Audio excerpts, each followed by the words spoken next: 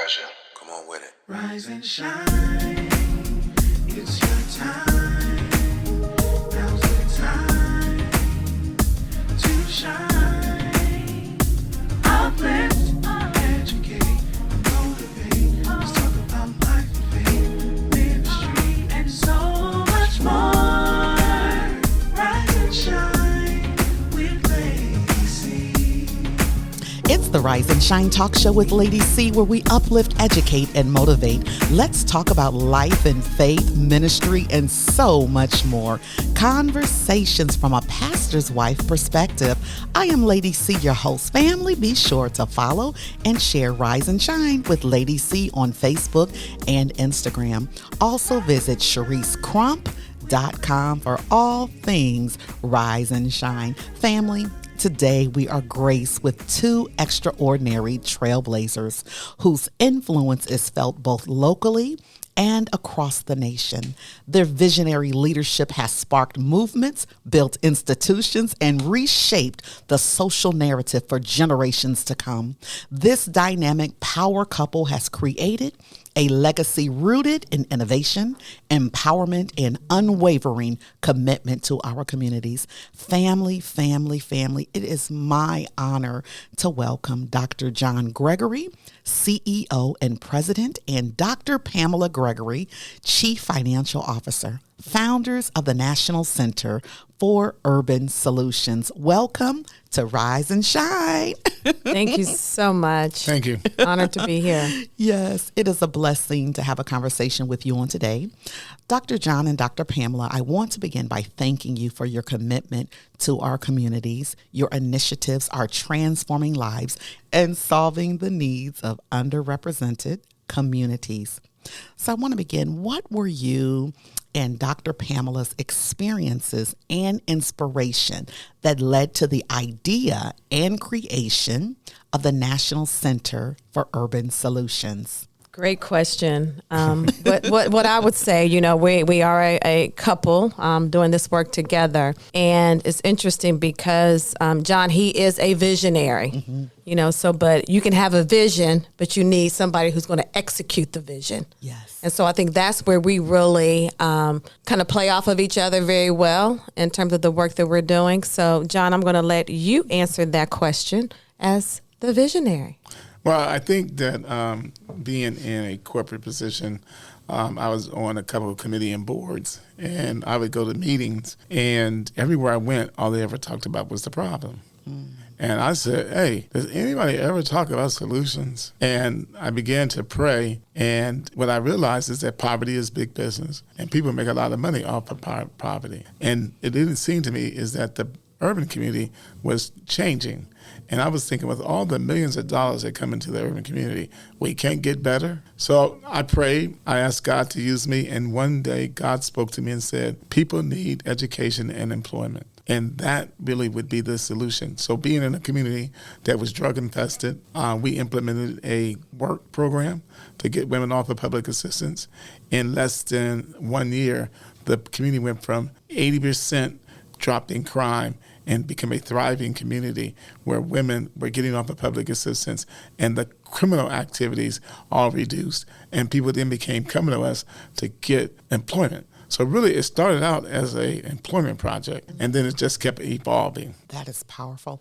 So can you explain for some who may not necessarily be aware, how are entities profiting off of poverty? Entities are profiting off of poverty because, when you have organizations that are getting monies to help poor people, oftentimes those monies are going into administrative costs, going into staffing. And, what Pam will probably tell you is that, our commitment is we say we do what we say we do. And our secret sauce is we go in the community, we go door to door. And when we first started, people didn't go door to door.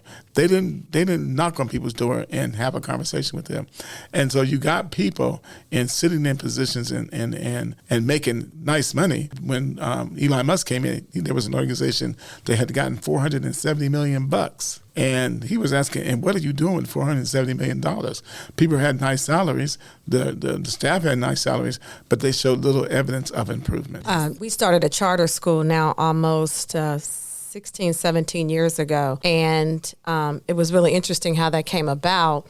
We had someone who had been a charter school treasurer when charter schools came on the scene back in 1999. And he was one of the main treasurers throughout the Midwest. And he came to John and I and said, you all really care about the community. And when you look at who is starting charter schools and who's opening up charter schools, it's all Caucasian. It's white people. And 95% of the students are Black. My goodness. My goodness. And so he looked at the impact that we were making in the community from a workforce perspective, from a wellness perspective, and really doing what we say we're going to do. So there was times when, John and I first started out, we didn't take a paycheck. And even to this day, through the African American Male Wellness Agency, 20-something years later, we still have not taken one paycheck. And so you think in terms of White Hat made $1 billion off of his charter schools where he was bringing kids in to get on computers and say they were getting high school diplomas. And when you think about charter schools, oftentimes they say, well, we don't have money for the students and, the teachers got to buy their own supplies and that sort of thing. That's because the owners are taking all the money, pocketing it versus investing it into the school. And that's what you have. That's why you have failing schools because it's greed. It's all about the greed. And they're not in it. They're not in it for the students. The students don't even look like them. They're not even connected to the students. Mm-hmm. Or connected to the community. And therefore, our children, they're not thriving. They're not learning. They're not being prepared for their future. My goodness. So can you share the full family of businesses and initiatives that operates under the National Center for Urban Solutions? Pam does that very well. Oh, thank you for that. Oh, I got a compliment today.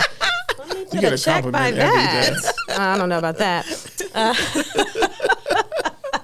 So the National Center for Urban Solution, it really is a ecosystem. Mm-hmm. And so we are the umbrella. I like to describe us like Disney. You know how Disney has ESPN and all the ABC and all the companies that they own. But National Center for Urban Solution, it is the consulting, the management, the profit end of what we do. Okay. And so it manages our nonprofits. So under the National Center for Urban Solutions umbrella is our charter school, Academy for Urban Scholars High School, where we have 7 schools throughout the state of Ohio. Wonderful. Serving students 14 to 21. We are only one of 2 schools in the state of Ohio where you can come to the Academy for Urban Scholars, AUS, at any age. So we had last June, we had a gentleman who graduated. He was 70 years old, Caucasian man, 70 years old, was a vet, and walked across the stage and got his high school diploma. Oh my gosh, Dr. Pamela, any age? Any age. We also had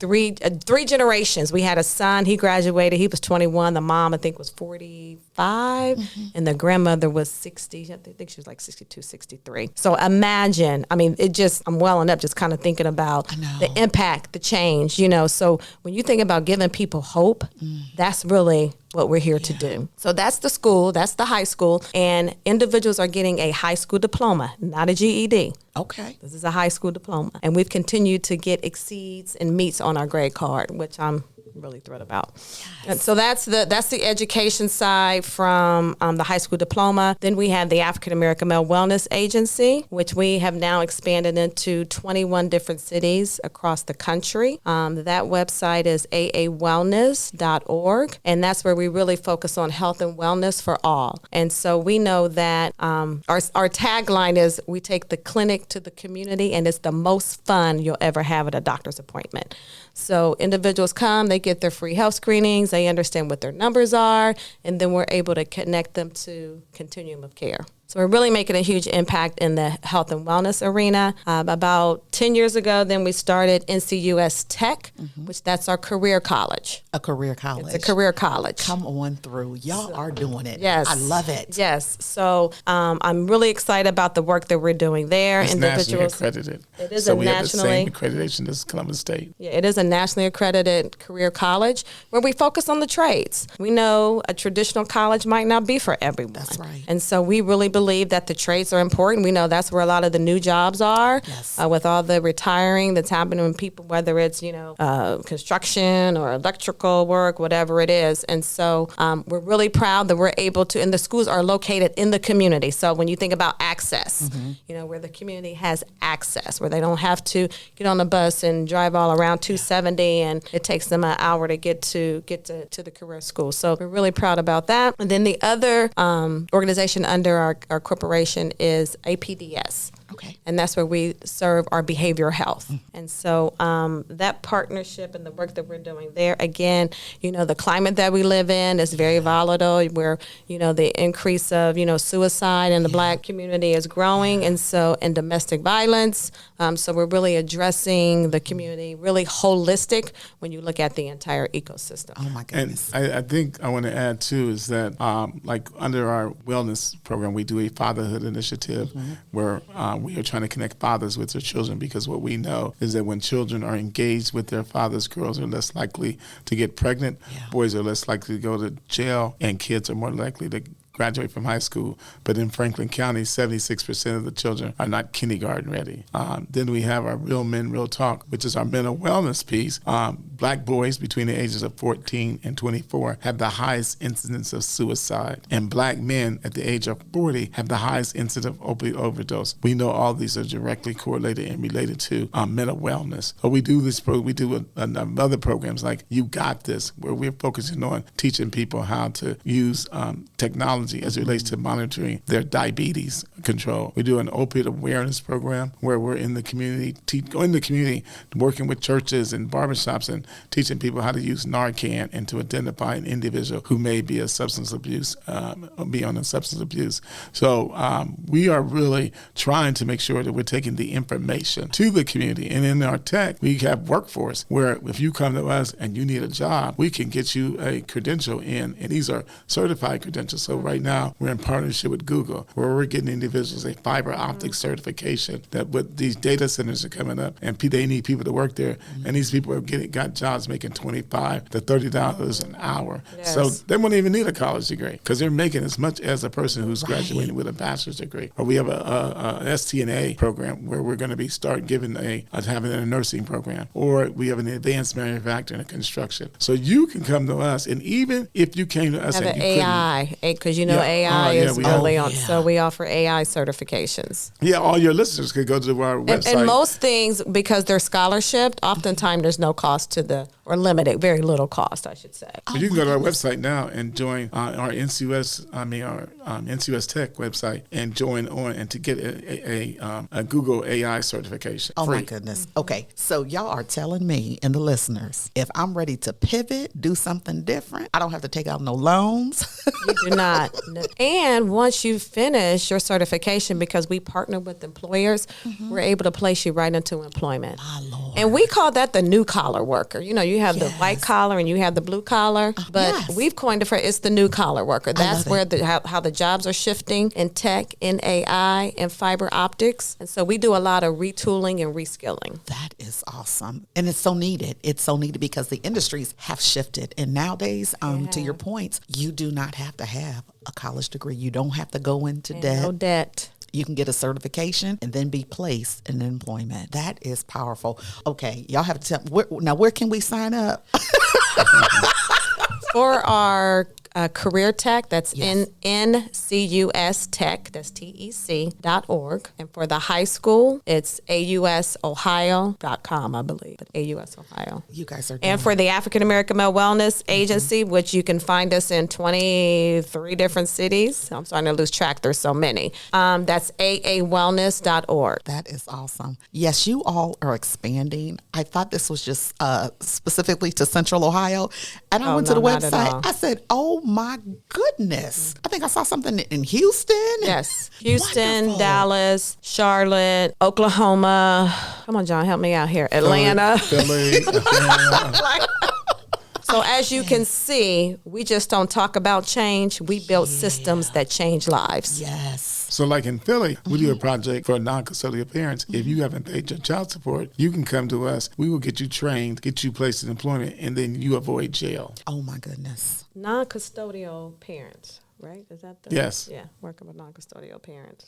And so depending on what the need is in that specific community, there's programming to address those particular needs. Yeah. Yes. We really live up to our name. When you think about National Center for Urban Solutions, we partner with corporations. We look to see, okay, what's missing or what do you need to advance your employees, or how can we help you bridge gaps? So as a consultant, we go in, we look at doing needs analysis, which is why we have some very large customers or clients that we work with. So we are really looking at, again, we're solution-based. Impact over everything. So you've created programs that have truly changed lives. Can you tell us what core values guide your leadership and decision making? Ooh, John, the seven principles. Take it. It's the seven No, principles. you can do it because No, you do it. You do it. You do it. Seven principles. You- Go ahead. You're so much If better you forget one, I'll chime You're so much a in. better explainer No, than go I am. ahead. It's the seven principles. Well, our first principle is that we're going to do what we say we do. That's one of the things that I always notice is that a lot of organizations said they were going to be in the community and they were not in the community. Or Pam did this to us about 15 years ago when we said we were working at Kids at Risk. She said, we don't work at Kids at Risk. We work at Kids at Promise. I like that. And so, we changed the narrative of how we speak and say to how we work with people. Our number two is we do things like if it's not documented, not done. One of the things we know is that when corporate people come to you, they want to know, are you documenting? Do you have data? So we have data that backs up everything that we do. And it's third-party data. So it's not stuff that we came up with. We take the data, we send it to individuals, they triangulate the information, they give it back to us in a report. That's why we know that 73% of the men we screened last year had high blood pressure, and 36% of them didn't even know. 63% of the women we screened had high blood pressure, and 27% of them didn't know. So we know we have data. The other thing is we have another one of our principles. What'd you say? Go ahead. Oh, another one of our principles is follow up and follow through. Oh, I like that. So it's very important that we follow up and follow through. And so, if you don't come to us, we went to one lady's house 23 times to make sure she came and participated. Our kids, if they don't come to school, we go to their house and we go, get up out of that bed. Come on You now. come to school. We know you got issues, but we also are providing them with wellness coaches so that if they got issues, we can figure out what that issue is. Then we have, that was three. I know the fourth one. One of our biggest principles is we follow spirit and not money. We chase spirit, not money. I like that. And so that is the thing that really motivates us because everybody knows we don't do stuff. It's funny because a lot of times when Pam says, I'm a visionary, we will meet with people and there will be stuff that we have never done before.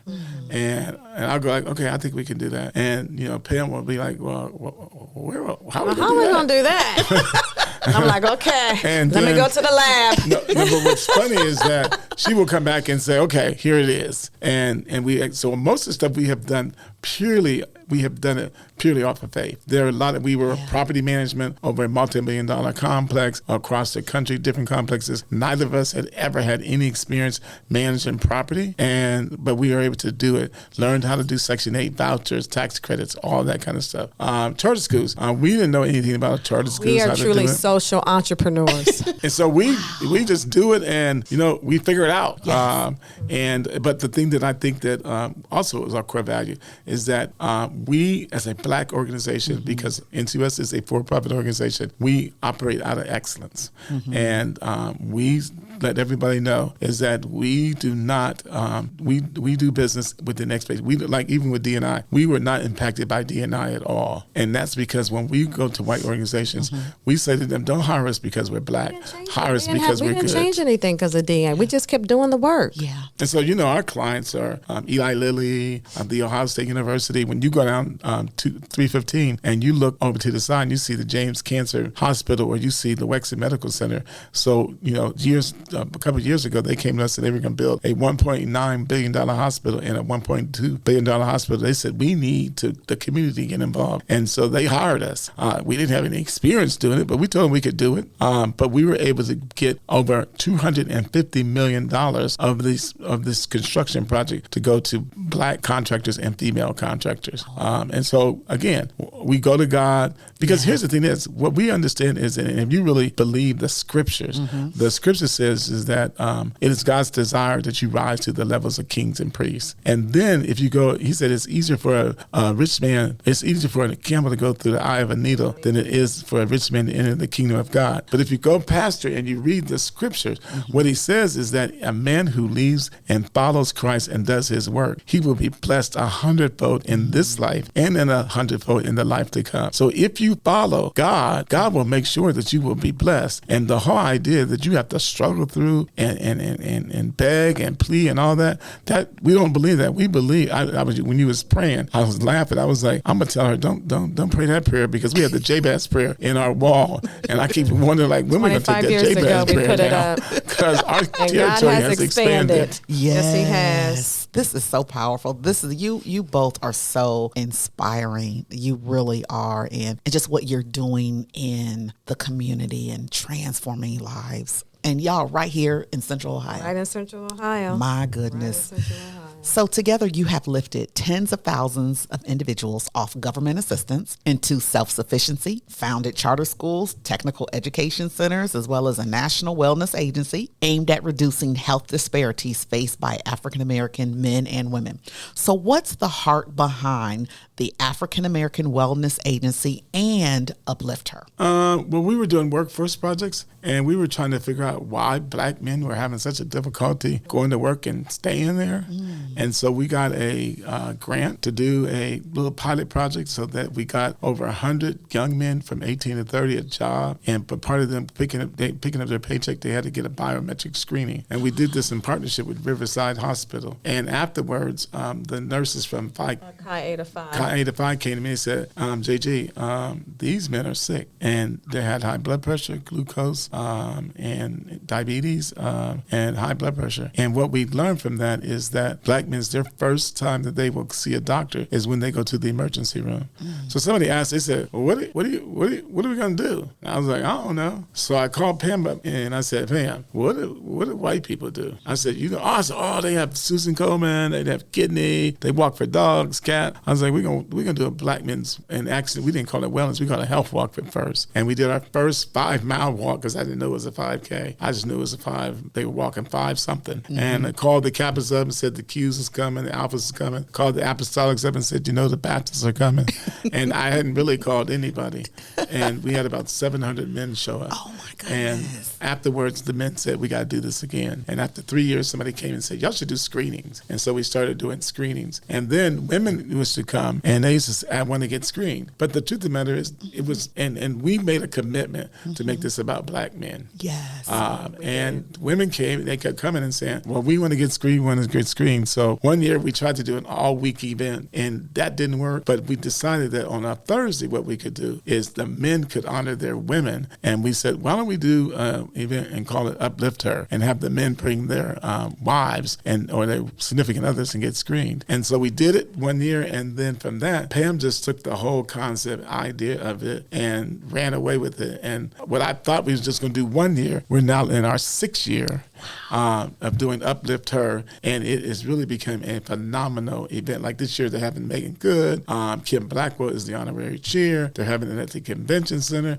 It's a statewide event. They're having a Midwest event. Yes. It's a Midwest event. Yes. I would say, too, when I think about that question, the heart behind the mission, it was just never about health in general. It was really about saving lives. Yeah. We saw too many men leaving here too soon, too many silent conditions, and too many families impacted by really health conditions that could be prevented. Yeah. And so really creating access, awareness. I mean, awareness is the key. And so we took away the excuses, because everything is free. Admission is free. I love it. So education is free, wellness is free, mental wellness is free, everything is free. So you don't have no reason or solution, no reason of not why you can't move forward in your life, because we're addressing all the needs that you might have. And we said, you know what? If they're not going to go to the clinic, we'll take the clinic to the community. I love it. Take the clinic to the community.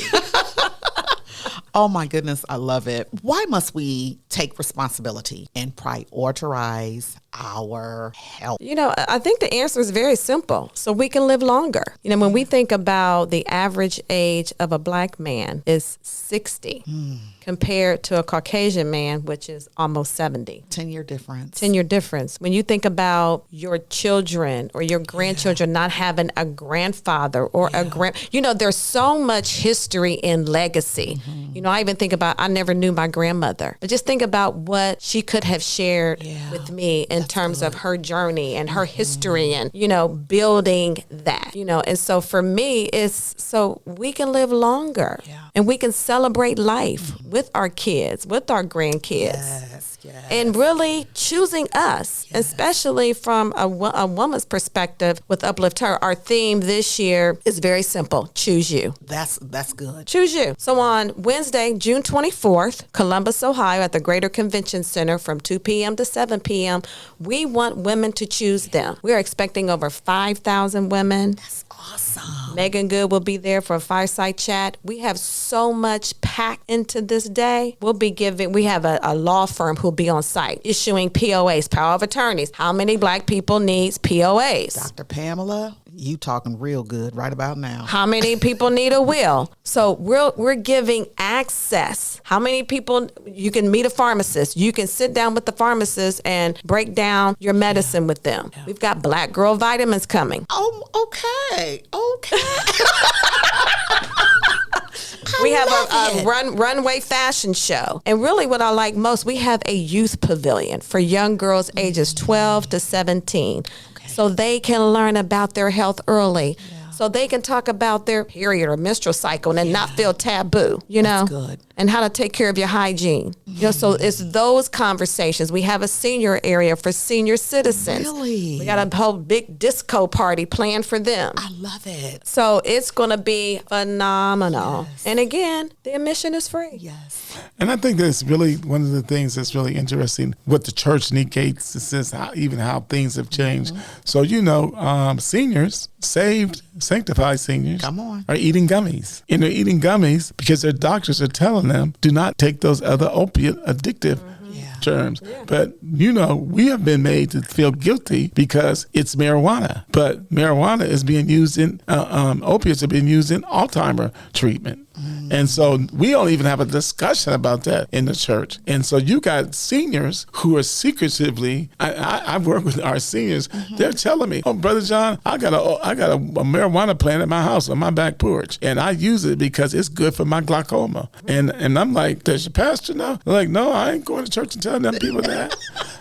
Because it's the dangers of being opiate addictive is prevalent there. And so doctors are prescribing these seniors to go and get edibles. Eat the edible for your pain and you won't get an addiction. The seniors. My Well, goodness. and now, you know, seniors look different now. Yes, they I'm do. a senior, to be quite transparent. But you don't. Okay? I mean, if they...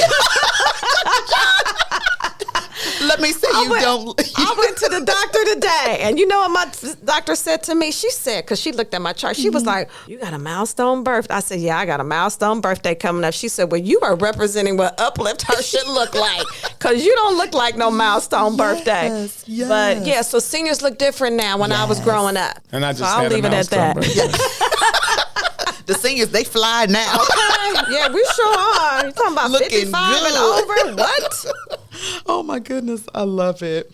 What message do you want listeners to, you know, really hear about the importance of health and economic stability in our communities? What message do you want the listeners to hear? Pam, go ahead. He's tapping me and I'm tapping him.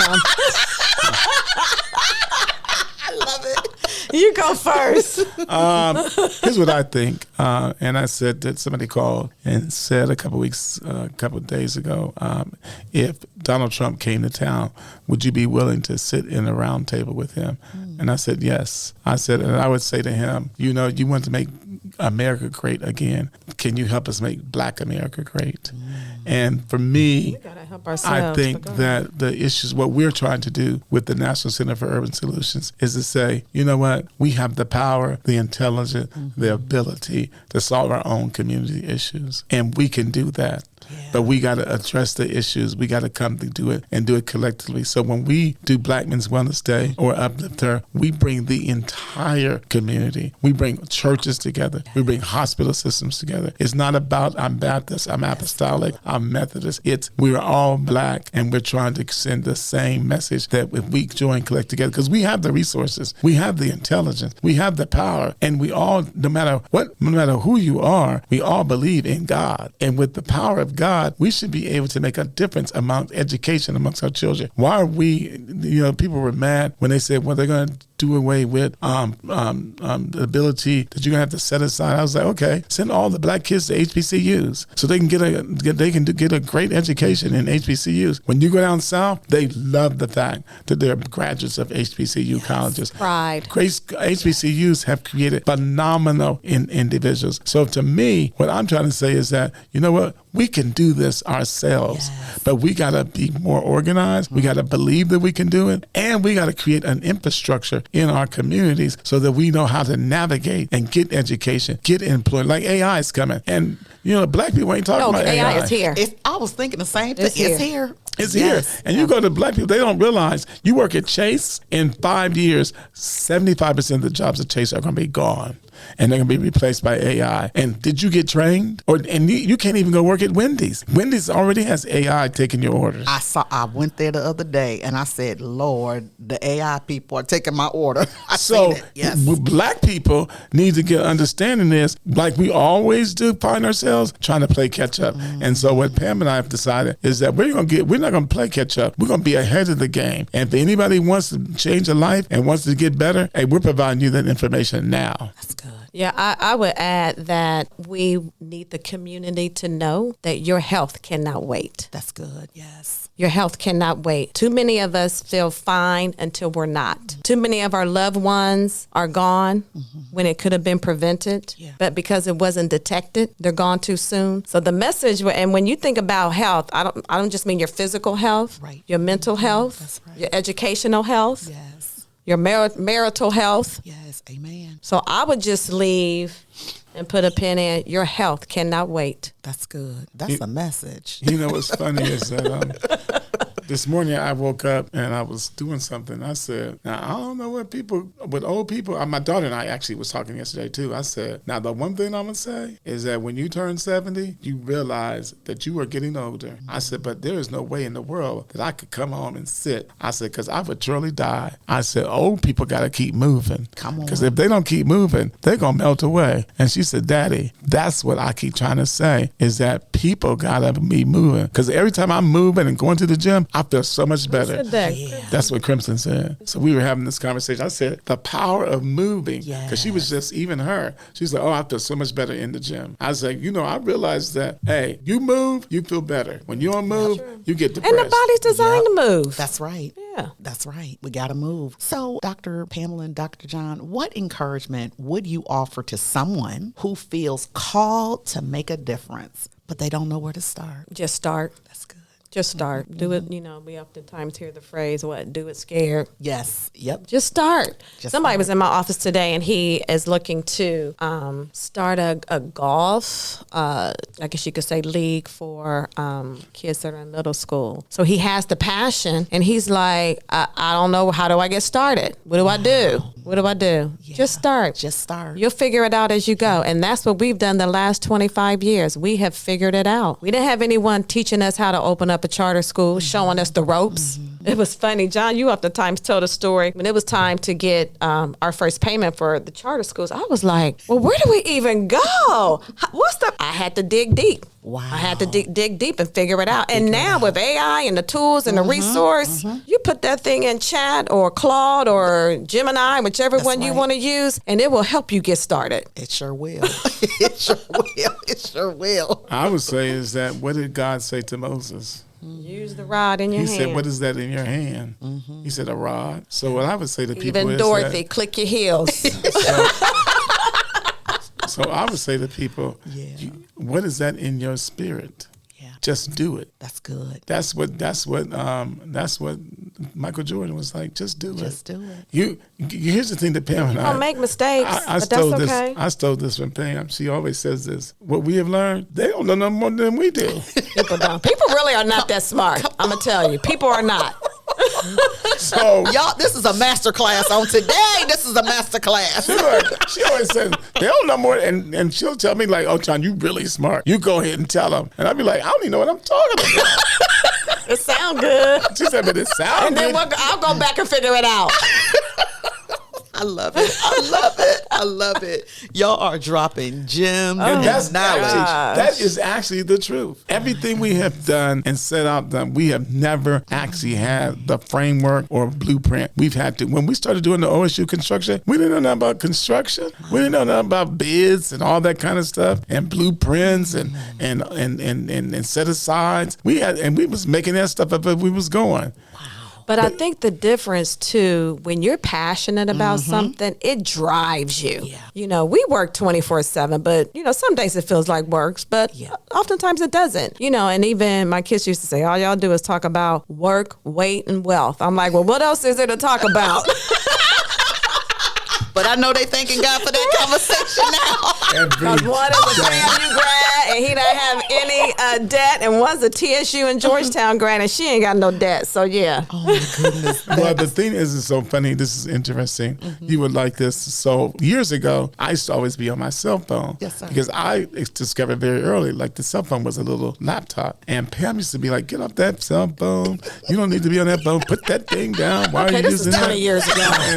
We just got done with a pager, but go ahead. And so now we go places and people say, who does your social media? Now she's on social media. She does her own reels. She does her own posts. She didn't know what to do before, but she just did it. I was not even on social media until COVID. Really? I got on social media in 2020. You know, people come up to me, where you been? So, you know, John's been the face and John's been the person out there. Okay. So they're like, oh, there you are, just because I got on social media. Now, who you think helping run this business? But see, they see men and they automatically assume, you know, society is still something about sexism. Let me tell right. you about that. That's a whole right. nother podcast. Yep. But anyhow, I just got on social media during COVID 2020. Oh my, and I have to tell you, because I follow y'all, and I look at your media, I'm like, you must have a social media manager. It's Everybody good. says It's good. that. I'm telling I you. do it myself. I'm self-taught. Dr. John, I just knew she had somebody following her around.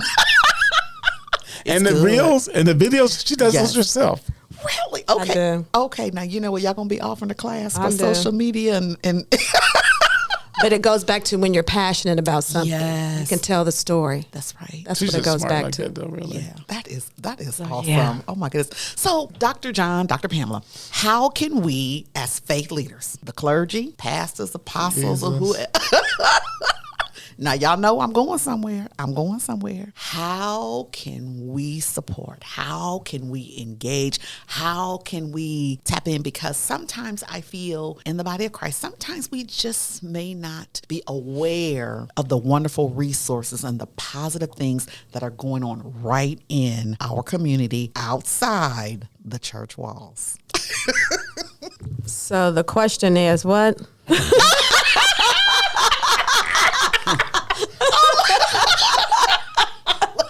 Oh my goodness. I mean, the other thing is, in terms of awareness, you gotta, you know, it's funny because we talk about the African American Male Wellness Walk. Now it's called Black Men's Wellness Day, that we do the second Saturday in August. Been doing it the second Saturday in August for this is our 23 years. And believe it or not, we have over 30,000 people to come out. The governor has proclaimed August 8th, it's August 8th this year, has proclaimed August 8th Black Men's Wellness Day. And we still run into people who say they have not heard about it in Columbus, Ohio. Really? And I am baffled by that. But what I have come to the conclusion, a couple things. People hear kind of what they're into or what they're seeking out. Okay. So for example, when you get your white Acura, you never even seen a white Acura MDX. That's right. Until you get a white Acura MDX. Once you get it, you see it everywhere. Yes, you sure okay? So same thing like the African Black Men's Wellness Day. Well, if you have a breast cancer scare, you're not hearing health and wellness. Yeah. Until it impacts you, right? So the same thing with the church. They've got to want to seek it out because it's there. You just got to want it. Like you, we're here today because what? You had an interest. You was like, oh, let me look into this. How can we partner? How can we do things even at your church? That's right. Because when I walked in, I was like, oh, sister, we about to partner on some stuff.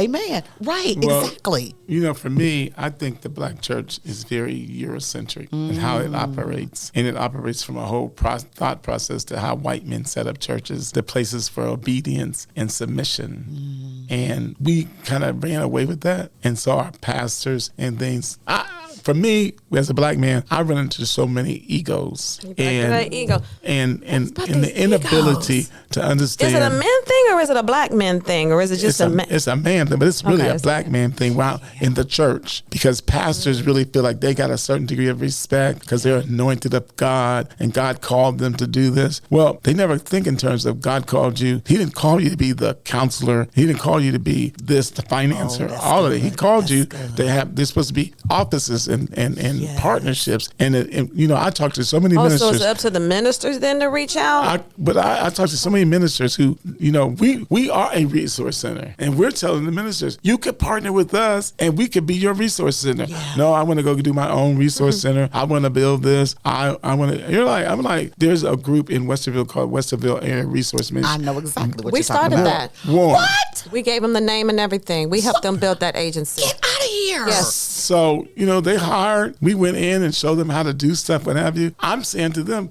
guys, look what you could do collectively together. Right. But so when you ask what could the church do, I'm saying, I don't even, to be honest with you, I think like Christian Valley Church has been a great adopter of our event. They promote it in their church. They come up with a passion team. They're always talking about it. And so, I say to all churches, hey, this is the greatest way that you can increase your attendance of your church. Go to your community, knock on the door. You ain't got to say, hey, we want you to come to church. We can say, hey, look, we want you to come to this wellness event so you can get screened and your family can be healthy. And you can bring your kids. You can bring your wife. There's kids stuff. There's senior stuff. There's women's stuff. That to me is the greatest outreach tool that the church can do to help us. Or guess what? You need an education? I can come someplace and send you. You can go get your high school diploma. Oh, you need some behavioral health? I know some place to do it. We can become an extension of the church. But most churches want to do all the work themselves, and then they want to beat people down to raise money to do it. My Lord. I didn't say that on the radio. It's recorded.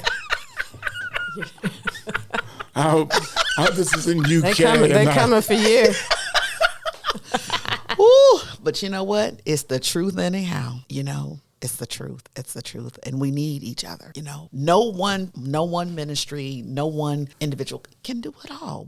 We all need each other. Dr. Pamela, how can we stay connected with you and Dr. John and support the work that you are doing? How can we connect in with you guys? Social media? Just for Uplift Her, you can follow us on IG. We actually had a reel that went viral. Awesome. And so we're really trying to promote that. And the handle is uplift__her. Again, that's uplift__her. We do Uplift Her in 2 cities, Columbus, Ohio, and Houston, Texas. I'm not sure I said that earlier. No. So we will be in Houston September 26th for Uplift Her. There we'll also have special guest Eva. She was on Next. Oh, yes, I know you're talking about. Yeah. Eva. Is Next Eva Up. Marcel. Marcel. Marcel, yes. Yeah. So that's Uplift Her, uplift__her. For African American Male Wellness Agency, you can visit our website. That's aawellness.org. You can also follow us on IG at AA Wellness Agency. But all the information is on our website pertaining all the cities. Okay. For the high school, if anyone's interested in getting their high school diploma, not their GED, but their high school diploma, that's ausohio.com. And then for NCUS Tech, the career college is NCUS TEC Tech. And the APDS is? APDS, I believe it's .org. It is. Yes. Oh, my goodness.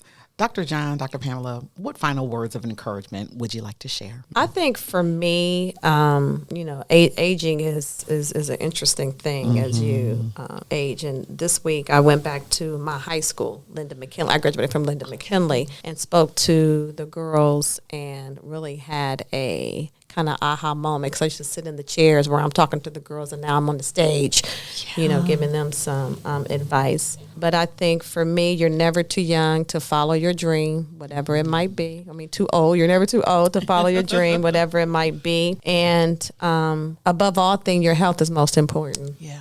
So when I said your health can't wait, Yeah. I really do mean your health can't wait. I was in a meeting and I had a doctor's appointment today, and, I could have very easily canceled it because I'm in the meeting. Yeah. But, I remembered, what's our theme this year? Choose you. Choose you. So choose you. And I would say thank you. And I hope that more people like you would have the opportunity to seek out and say, I want to share John and Pam with you because they have a blessing for you. And I hope because you chose to do that you would be blessed. Because the way that we get blessed is we bless others. So this was a blessing for Pam and I. And I want to just say thank you. Oh, thank you, sir. Thank you. Yes, thank you. And always show gratitude. I would just say, just in everything you do, show gratitude. Yeah, it's so important.